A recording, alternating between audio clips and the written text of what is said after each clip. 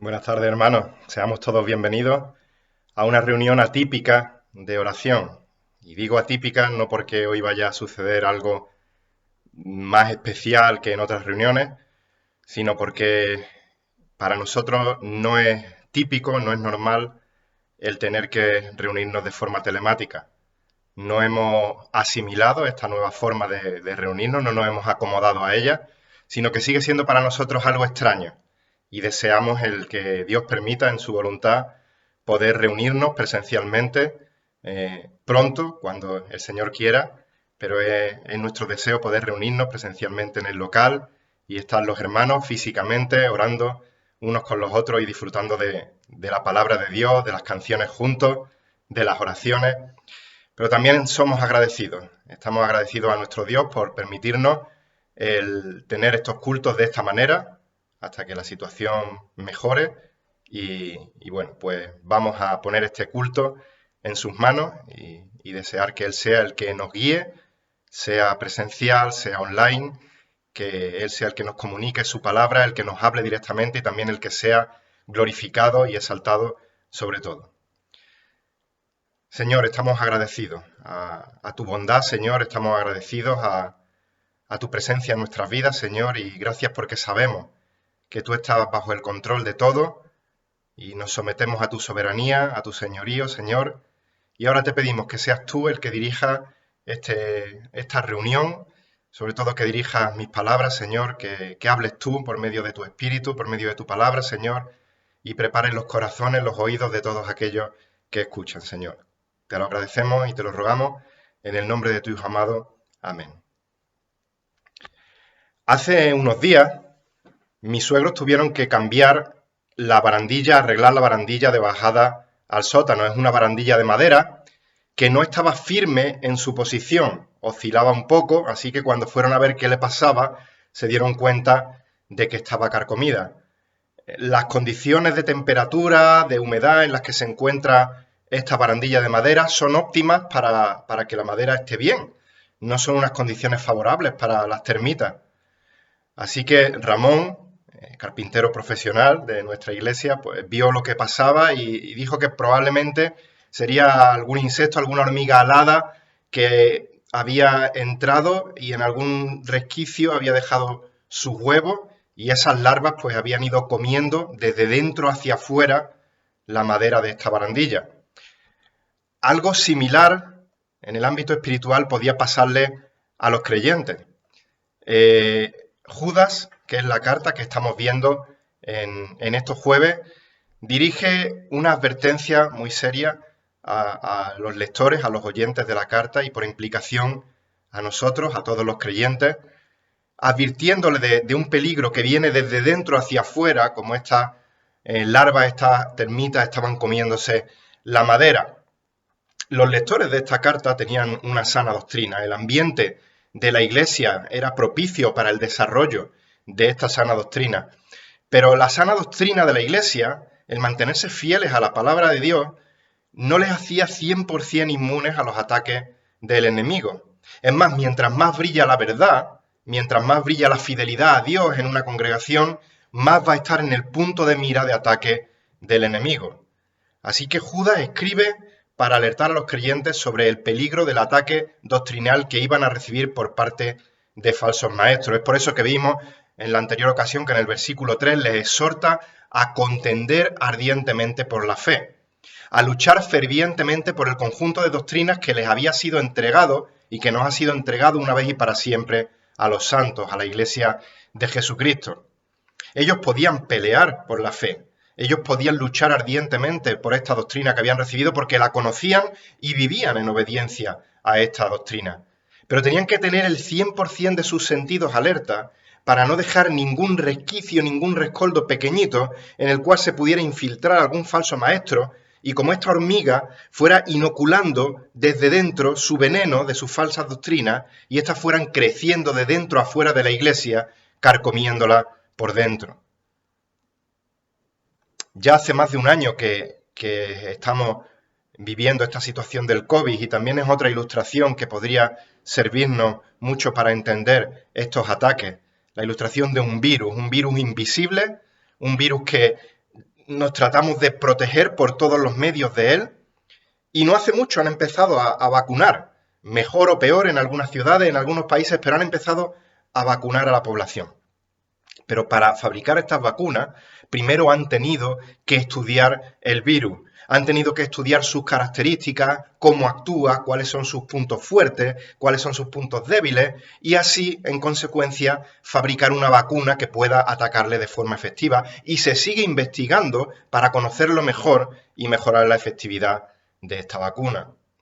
Judas en su carta ahora nos va a dar una descripción de cómo son esos falsos maestros, para que los creyentes podamos conocer cómo actúan, podamos conocer cuáles son sus puntos fuertes, sus puntos débiles, y de esa manera luchar, vacunarnos, por decirlo de alguna manera, con la enfermedad de transmisión espiritual que estos falsos maestros propagan.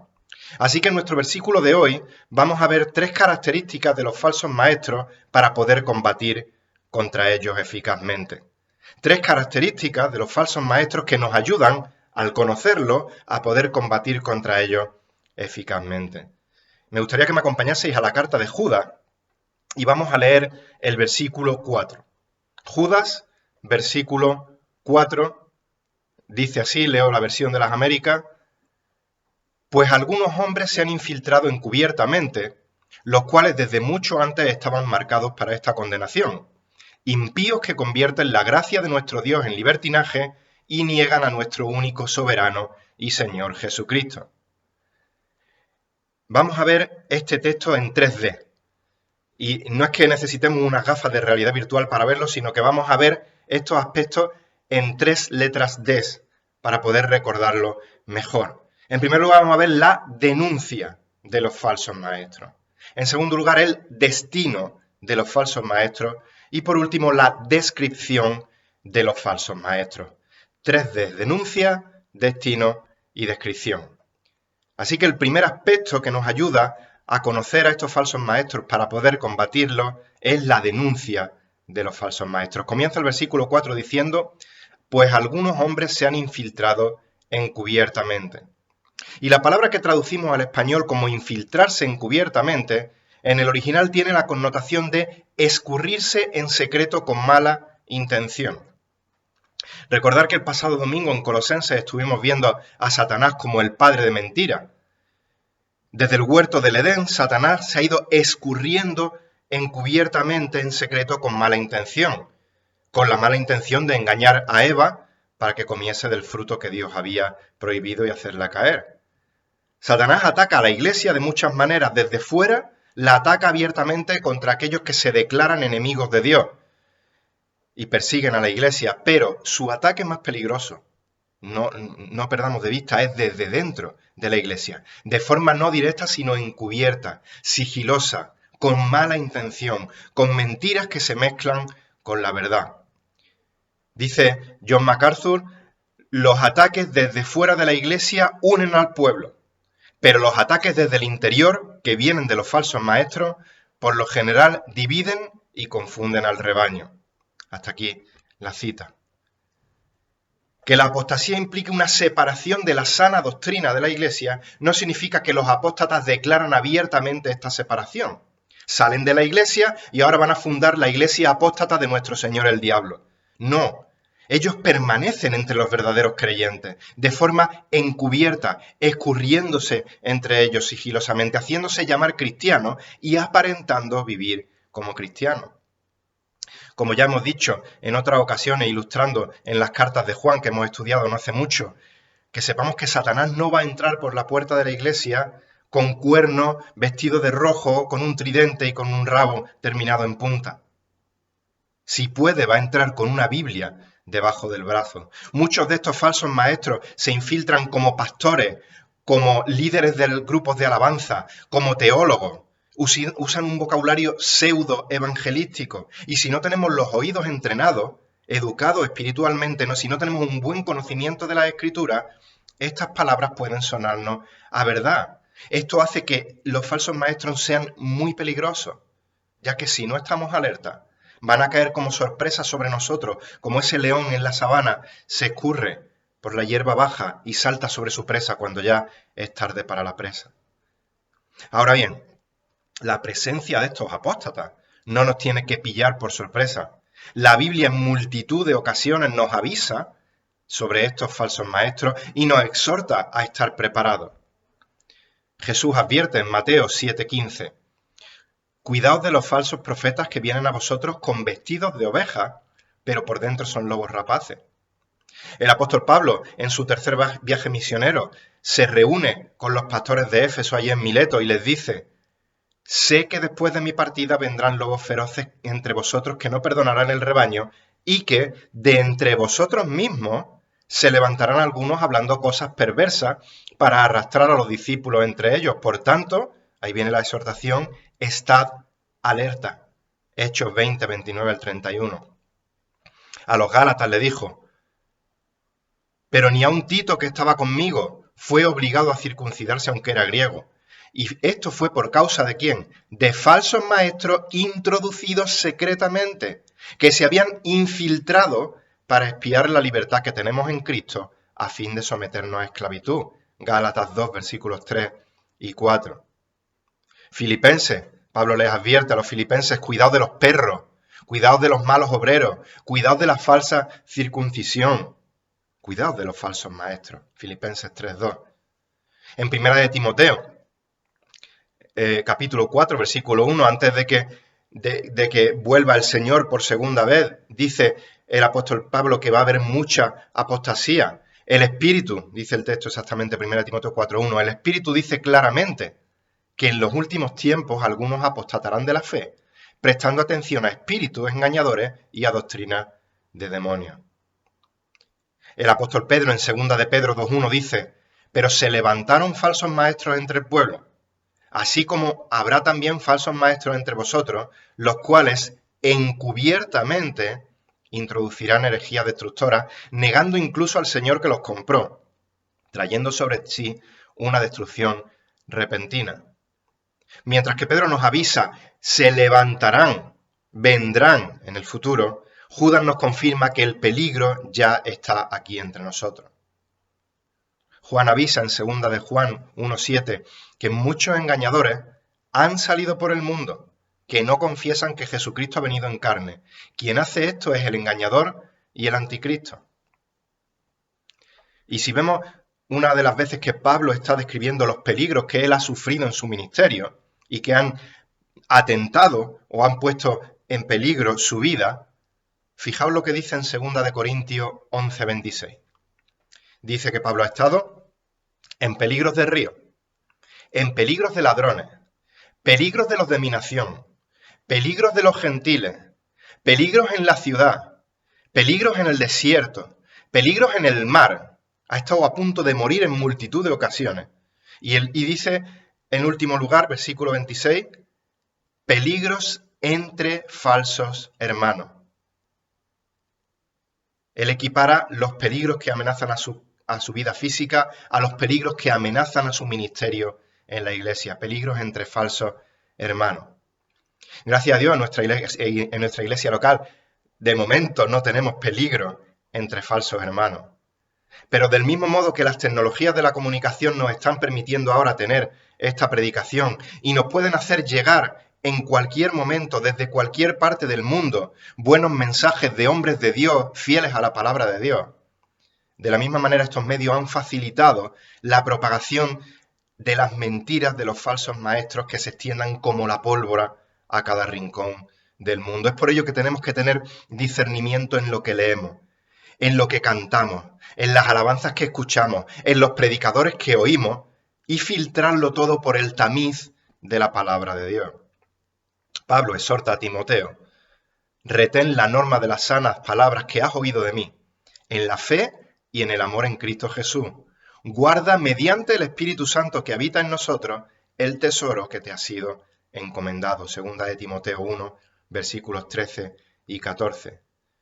Tenemos que guardar el tesoro que nos ha sido encomendado para que ninguna herejía encubierta se escurra por algún rescoldo en nuestras iglesias, en nuestras vidas, y tome fuerza anidando en nosotros.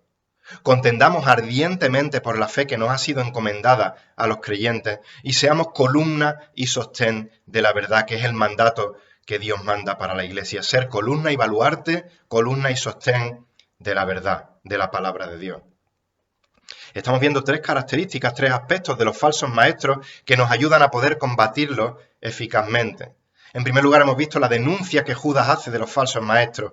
Y en segundo lugar, vamos a ver el destino de los falsos maestros, la segunda D, el destino que les espera a los falsos maestros. Dice el versículo 4, continúa diciendo, de estos hombres que se han infiltrado encubiertamente, los cuales desde mucho antes estaban marcados, o como dice Reina Valera, los que desde antes habían sido destinados para esta condenación.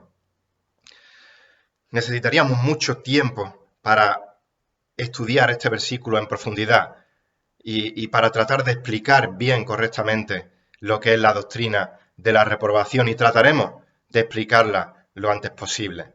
Pero de momento, un versículo que nos puede aclarar lo que está diciendo Judas al afirmar que desde mucho antes estaban marcados, que habían sido destinados para la condenación, es Éxodo 7, versículo 3, cuando dice la palabra de Dios que el Señor endureció el corazón de Faraón. Si no entendemos bien qué significa este versículo, podría parecer que Dios está creando, está produciendo pecado en el corazón de Faraón y lo endurece, lo cual sabemos que es imposible porque Dios ni crea pecado, ni tolera el pecado, porque Dios es santo, Dios no peca, y Dios no puede tener esa relación con el pecado. El pastor Will Graham lo explica bastante bien, aclara este versículo con una ilustración de una botella de agua que, como digo, es muy clara. Él sostuvo una botella de agua en alto y preguntó a la congregación, si abro mi mano, con la botella sostenida, dice, si abro mi mano, ¿qué va a pasar con la botella? Que va a caer al suelo con un 100% de seguridad. Pregunto, ¿cómo tenemos la certeza absoluta de que la botella va a caer, que no se va a quedar flotando en el aire al abrir la mano? Y la respuesta es porque la fuerza de gravedad es más fuerte que la resistencia que pudiera presentar esta botella a su caída. Faraón ya traía, por decirlo de alguna manera, de serie el corazón endurecido. Lo vemos en las respuestas negativas que va dando ante la petición de Moisés de dejar ir a su pueblo. Y endureció su corazón y dijo que no. Y endureció su corazón y dijo que no. Pero llega un momento en el que Dios abre su mano, como la mano que deja caer la botella, y deja caer a Faraón a su propia voluntad. Lo abandona a su propia maldad, a su propia corrupción, y esto hace que el corazón de Faraón se endurezca aún más para condenación eterna. En la Biblia encontramos muchas ocasiones en las que nos habla que impíos se levantan contra Dios, se levantan contra los suyos, contra los de Dios, y en los versículos siguientes vemos cómo son juzgados por Dios. Y Judas da ejemplos de la historia, que los estudiaremos en la siguiente predicación, de ejemplos de impíos que Dios ha juzgado y ha castigado a lo largo de la historia por su impiedad. Como por ejemplo, ángeles que no conservaron su señorío y han sido guardados en prisiones bajo tinieblas para el juicio del gran día. Veremos el ejemplo de Caín, el juicio sobre Sodoma, Gomorra y las ciudades circunvecinas, el pueblo de Israel incrédulo que salió de Egipto y fue juzgado en el desierto, la maldición que cayó o el juicio que cayó contra Coré y su familia, que se rebeló contra la autoridad de Moisés y en definitiva contra la autoridad de Dios y fue tragado por la tierra, él y su familia. Así que al decir Judas que estos apóstatas desde mucho antes estaban marcados para condenación, lo que está señalando es que esa condenación que vemos a lo largo de la historia en los impíos es la misma condenación que se tiene guardada para ellos, para estos falsos maestros que se han infiltrado encubiertamente en las iglesias. Mis queridos hermanos, recordemos cómo veíamos el pasado domingo que los creyentes, todos nosotros en otro tiempo, antes de que Dios nos salvara, vivíamos y andábamos en los mismos pecados que practican los impíos. Así que si esa condenación no está sobre nosotros ahora, es por la gracia y por la misericordia de Dios. Y que por esa gracia y por esa misericordia Él no ha abierto su mano de nosotros y nos ha soltado a nuestra propia voluntad, sino que nos ha escogido para salvación, nos ha llamado, nos ha santificado y nos preserva hasta que seamos glorificados. Y esto tiene que ser de gozo, de alegría en nuestras vidas y también de caer humillados con temor reverente ante el Señor y someternos a su voluntad.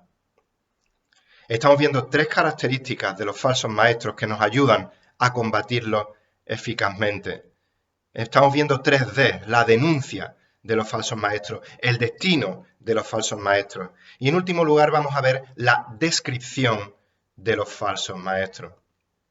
Sigue diciendo el versículo 4 que estos falsos maestros son impíos que convierten la gracia de Dios, de nuestro Dios, en libertinaje y niegan a nuestro único soberano y Señor, Jesucristo. Estos falsos maestros pueden llamarse cristianos, pueden denominarse a sí mismos piadosos, pero su falsa doctrina nos demuestra que son impíos. Los padres de la Iglesia utilizaban esta palabra impío para referirse a los herejes y para referirse a los ateos. Los apóstatas pueden subirse a los púlpitos, pueden hablar de Dios, pero que sepamos que ni aman a Dios, ni tienen temor de Dios, y la prueba de su impiedad es las herejías que ellos predican. Tenemos que tener claro que al hablar de apóstatas que predican falsa doctrina, no estamos hablando de creyentes verdaderos que por falta de discernimiento tienen alguna doctrina equivocada y la predican, sino que Judas define a estas personas como impíos, como no creyentes. Nunca han sido creyentes, su corazón nunca ha sido regenerado por el Espíritu Santo. Por otro lado, tenemos que saber que todos nacemos impíos, todos nacemos pecadores. Todos somos merecedores de la condenación en el infierno, justamente.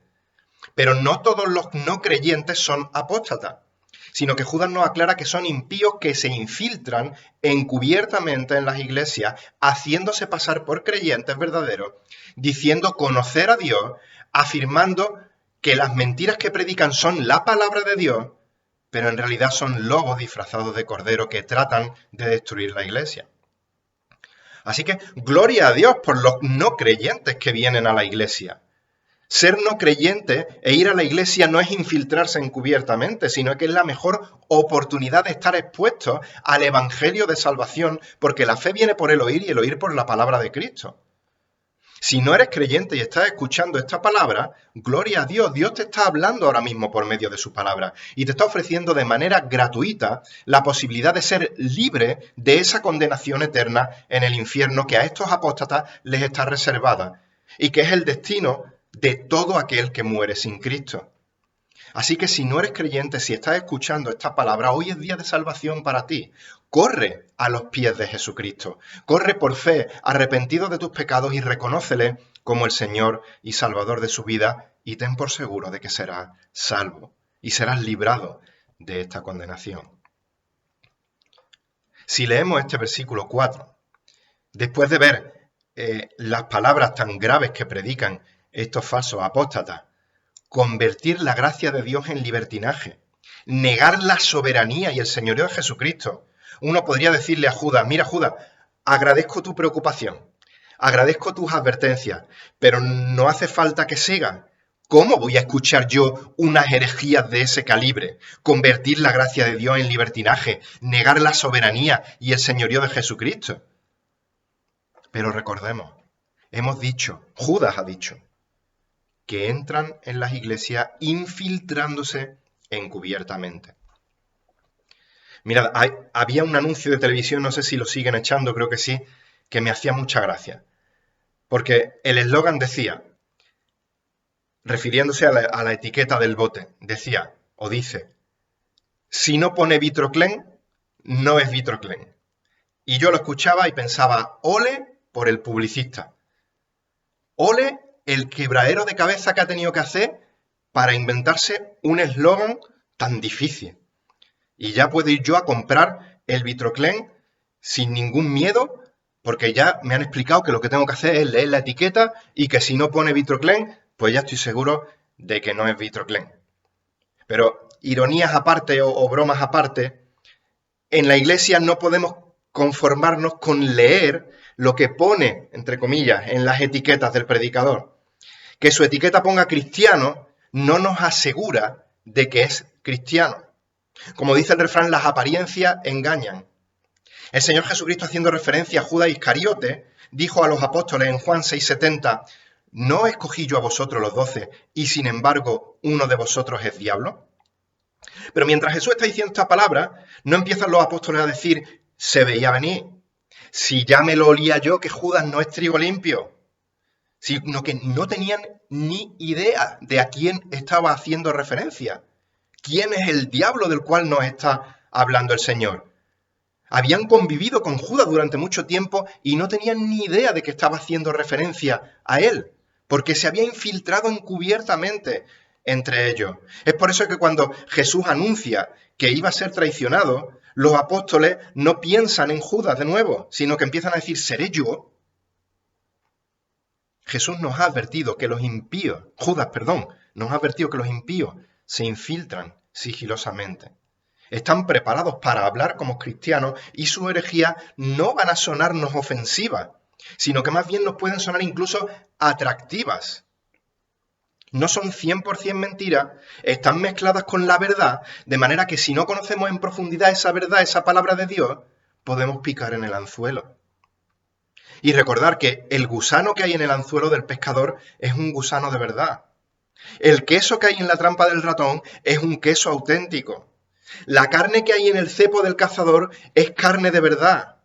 Estas trampas incluyen verdad que huele bien, que sabe bien, que luce bien, y si solo te fijas en lo atractivo de esa parte, no vas a ver el resto de la trampa y vas a caer en ella. Así que nuevamente, repito, seamos sabios.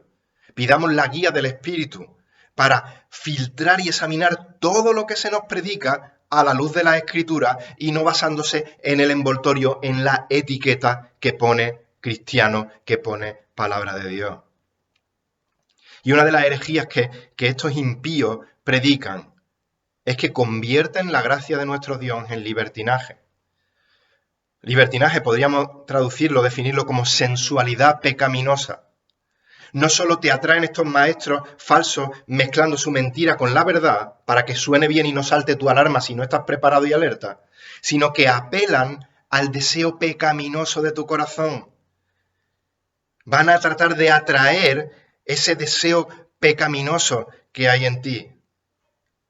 En aquella época muchos templos tenían la figura de la prostituta sagrada, la cual no solo proporcionaba placer sexual, sino que al mismo tiempo calmaba las conciencias de las personas que cometían los pecados, porque pensaban que eran una forma de acercarse a sus dioses.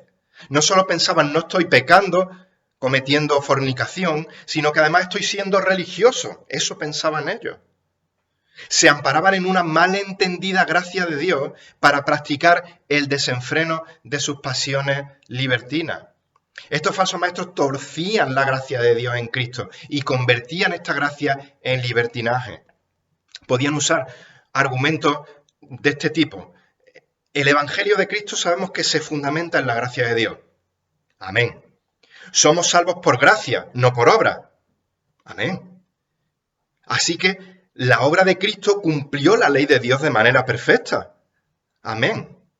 Por tanto, no debemos de guardar la ley de Dios nosotros con nuestras obras imperfectas, porque eso empañaría la gloriosa obra de Cristo.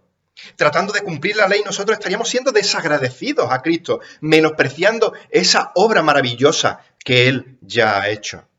Mezclan la mentira con la verdad y la hacen sonar hasta espiritual. Otro argumento, aunque menos refinado, podría ser si Dios muestra su gloria derramando la gracia sobre pecadores. Si pecamos más gloria se va a llevar Dios al derramar más gracia sobre nosotros. Es por argumentos como estos que Pablo tiene que decir en Romanos 6, versículos 1 y 2. ¿Qué diremos entonces? ¿Continuaremos en pecado para que abunde la gracia? Y él mismo responde ante esta pregunta retórica. De ningún modo. Nosotros hemos muerto al pecado. ¿Cómo viviremos aún en él? Pablo le tiene que advertir a los Gálatas. Porque vosotros, hermanos, a libertad fuisteis llamados, solo que no uséis la libertad como pretexto para la carne, sino servíos por amor unos a otros. Lo que le está diciendo es no confundáis libertad con libertinaje. Y por si no fuera poco esta herejía, sigue diciendo el versículo 4, que estos herejes además negaban al único soberano Señor Jesucristo. Es lógico, para vivir su vida según su voluntad, según sus pasiones desordenadas, tienen que negar la soberanía de alguien que está por encima de ellos. Al no tener un Señor al que darle cuenta, pues tienen la conciencia tranquila de poder actuar como les dé la gana. Y repito, por supuesto, estos falsos maestros no entrarían a la Iglesia y negarían abiertamente la soberanía y el señorío de Jesucristo. Si yo me subo el domingo que viene al púlpito y empiezo a decir Jesucristo ni es soberano ni es Señor, espero que alguno de vosotros salga corriendo, no me deje terminar la frase y me eche a patada del púlpito. Pero estos falsos maestros argumentarían de la misma manera que la gracia y el libertinaje mezclando verdad con mentira. Estos falsos maestros se ven a sí mismos como sus propios amos y así se niegan a reconocer el señorío de su verdadero amo, del Señor Jesucristo, aunque su verdadero amo ahora mismo es el diablo. Recordar cuando vimos en 3 de Juan, versículo 9, a Diótrefe, que a él le gustaba ser el primero entre ellos y no aceptaba lo que Juan le decía de parte de Dios. En definitiva, no aceptaba el señorío de Dios. Jesús preguntó en Lucas capítulo 6, versículo 46, ¿por qué me llamáis Señor, Señor, y no hacéis lo que yo digo? En Juan 15, 14, Jesús dijo, vosotros sois mis amigos si, ahí está la condición para hacer su amigo, si hacéis lo que yo os mando. No está dando una sugerencia, no está dando una opinión. Si hacéis lo que yo os mando, Él es el único que puede mandar de manera adecuada. De hecho, la palabra Señor en este texto, en el original es la palabra déspotes, de donde viene nuestra palabra déspota. Y la definición de déspota es soberano que gobierna con un poder total sin someterse a leyes ni a limitaciones. Esta palabra ha adquirido una connotación negativa en nuestra sociedad porque cuando un ser humano pecador posee un poder para gobernar, un poder, como dice la definición de déspota, total, sin someterse a leyes ni a limitaciones, tengamos por seguro de que no va a ejercer este poder de manera correcta. Lo va a ejercer de manera egoísta, de manera tiránica y cruel, buscando su propio beneficio y en el mejor caso el beneficio de los suyos, en perjuicio del resto de la gente. Por eso déspota tiene una connotación negativa. Pero mis queridos hermanos, Jesucristo es soberano. Jesucristo es el Señor. Y Jesucristo es déspota en la connotación positiva de la definición, porque Él gobierna con un poder total, sin someterse a leyes, sin someterse a limitaciones, y lo hace de manera perfecta, lo hace con justicia, lo hace con bondad. Por lo tanto, este déspota, bendito sea su despotismo. Jesucristo es la cabeza de la Iglesia.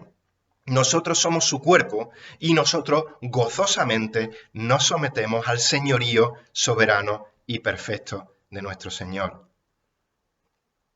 Hemos visto 3 características de los falsos maestros que nos ayudan a combatirlos eficazmente.